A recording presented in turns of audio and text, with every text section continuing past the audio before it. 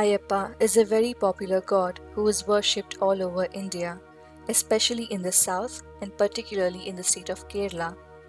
Also known as Shasta, Dharma Shasta, Hariharan, etc., he has a unique origin, believed to be born out of the spiritual union of Lord Shiva and Vishnu. He is a powerful deity, and his blessings are considered particularly effective in reducing the ill effects of Shani or planet Saturn. Lord Ayappa is usually depicted as a handsome, celibate god seated in a yogic posture with legs crossed and tied with a band and wearing a bell around his neck. Celebrated as a warrior deity, he is also shown riding a tiger. In other cases, he carries a bow and an arrow in his left hand and holds a bow or a sword in his right hand.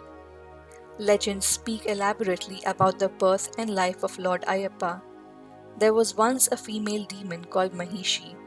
She did severe penance and got from Lord Brahma the extraordinary boon that she can be killed only by someone who is born to Lord Shiva and Vishnu. As two males together cannot produce an offspring, she began taking herself to be indestructible and started committing various atrocities. Somewhere else, Bhasmasur, another demon, managed to obtain a deadly boon from Shiva to the effect that any person on whose head he places his hand would turn into ashes the very next moment. But no sooner he got the boon, he wanted to test its efficacy on Lord Shiva himself. Realizing the implication, Shiva rushed to Lord Vishnu and sought his help. The protector from the Holy Trinity, Vishnu, assumed the form of Mohini, a bewitching beauty, and stood before the demon, who was in hot pursuit of the boon giver. Smitten by Mohini's charm, the demon fell for the beauty and began acting as she wanted and ultimately ended up placing his hand on his own head. And true to the bone, he burnt himself to ashes. The relieved Shiva himself then felt deeply impressed with the beauty of Mohini, and the spiritual union of the two great gods happened for the good of the world. The divine child Ayappa was born to them, bearing the name Hariharan, where Hari stands for Vishnu and Haran stands for Shiva. This child was later found by King Rajarajashekhar Pandyan of Pandalam and was brought up as the childless king's own son. As there was a bead tied around the neck of the child, the king named the boy Manigandan, meaning the one who has a bead in his neck. Later, a son was born to the king himself, but he still considered only Manigandan as his elder son. The king started making arrangements for declaring him as his crown prince. However, the queen had other ideas and wanted her biological son to ascend the throne after the king. She hatched a conspiracy to get rid of Manigandan, and pretending to suffer from a severe headache, she made the physician to prescribe the milk of a tigress as its only cure.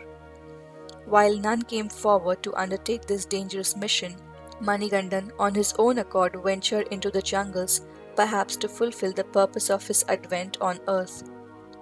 He encountered the female demon Mahishi in the forest, fought a fierce battle with her, and destroyed her.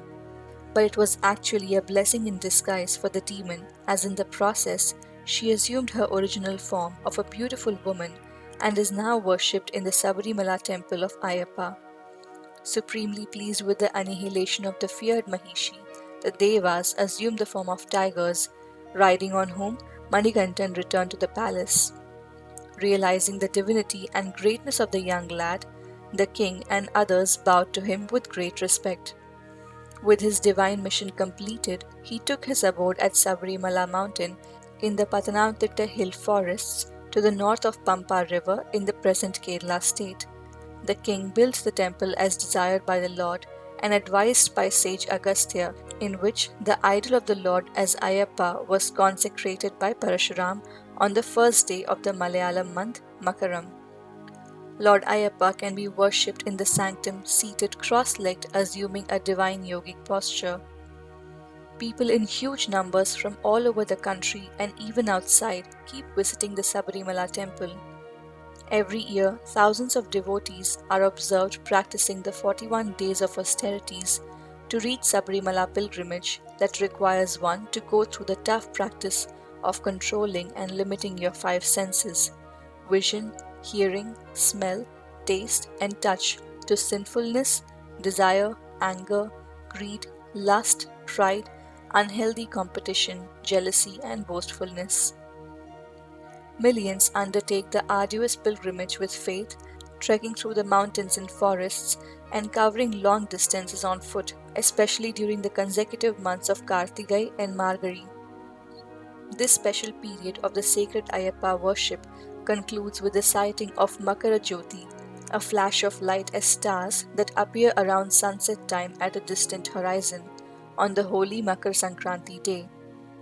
As Ayyappa is a celibate, young and middle-aged menstruating women do not undertake Sabrimala pilgrimage.